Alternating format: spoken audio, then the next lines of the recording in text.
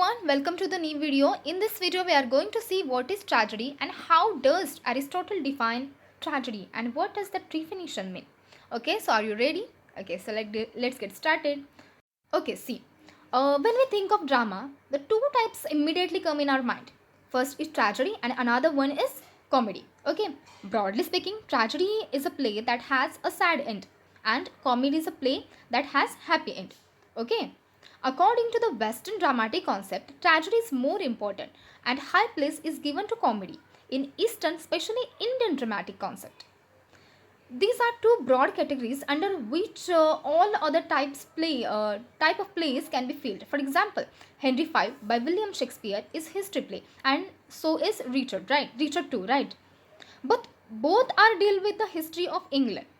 But the former is a comedy, and the later one, that is Richard II, is a tragedy.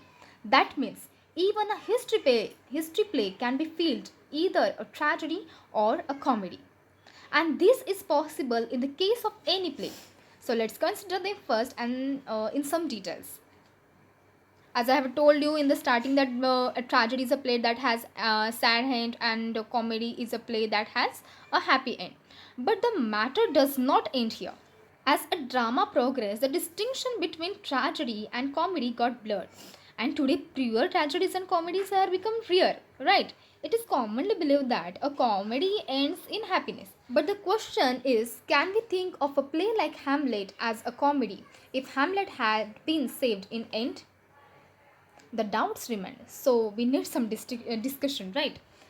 So first see that how does Aristotle defines tragedy, and later I will explain you. First see, so he defined it. Tragedy is an imitation of an action that is serious, complete, and of a certain magnitude.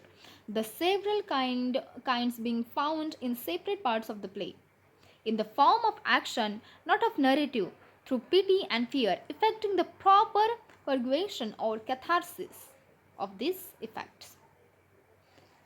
So this definition and what Aristotle talks about tragedy was held with respect and reverence for a long time. He pointed out the Greek tragedy displayed some characteristics. As as the tales they were well known to the public, obviously there was no element of mystery in them. The thing of importance was to see how the story was handled. Secondly, these stories as they were performed at some religious ceremony or other had a very strong religious base. The numbers of action in a Greek tragedy was limited. At one time, no more than 3 characters were present on the stage. As Aristotle puts it, a tragic hero was a man of high birth, of high respect, with a hamartia, that is, tragic flaw in him. Do you know hamartia? Yes, we have discussed it in criticism, right? So, the tragedy of a Greek tragic hero was predestined. His fate was already sealed and he was a puppet in the hands of his fate. For example, Sophocles' tragedy Oedipus Rex is a story of a King Oedipus who discovers his own crime, done unknowingly, but a terrible crime. Unaware of it, he has killed his father and married his own mother. The play unfolds how he reaches the discovery and punishes himself. Comic element was not allowed in Greek tragedy as it was considered detrimental to the expected tragic effect. Plot was the most important thing in a tragedy according to Aristotle. Though a terrible tragedy, no horror or bloodshed is shown on the stage in the play. And for that matter, any Greek tragedy, the Romans introduced the element later. Seneca led the Roman tragedy there and was called Bloody Seneca. So I hope that you have understand and you have got an idea what is tragedy and how does Aristotle define his tragedy.